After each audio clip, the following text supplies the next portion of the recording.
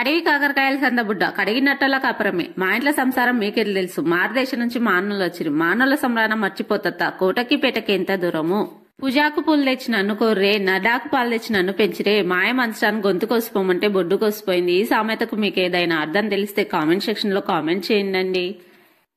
వీడియోకి voice over ఏమి ఇయ్యాలో తెలియదండి, చాలా చిన్న ఏదో తిక్కగా వాగుతుంది అనుకుంటున్నారండి. కాదండి, ఈ వీడియో అయితే చాలా చిన్నది, చేసుకోవడం కూడా చాలా సింపుల్ అండి.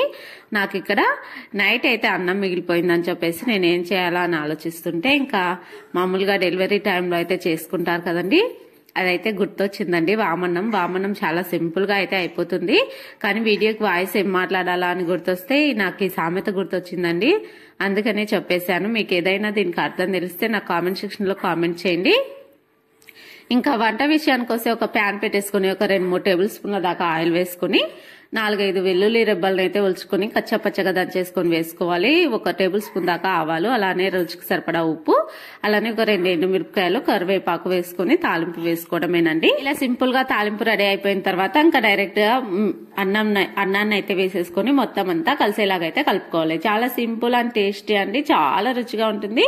మీరు కూడా తప్పకుండా ఒకసారి అయితే ట్రై చేయాలండి, ఎందుకంటే నార్మల్ గా అయితే ఎవరింట్లో అయినా సరే అన్నం అయితే మిగిలిపోతుంది కదండి, అలాంటప్పుడు చాలా డిఫరెంట్ గా ఉంటుందండి. వెల్లుల్లి రెబ్బలు అయితే తగులుతూ అక్కడక్కడ మీకు నచ్చినట్లయితే ఇక్కడ మీరు కొత్తిమీర కూడా వేసుకోవచ్చు అండి.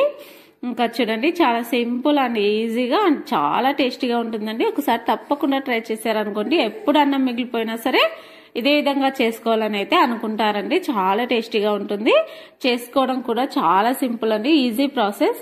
చూడండి, చాలా రుచిగా ఉంటుంది. వీడియో అయితే ఇంతేనండి. Thank you for watching friends.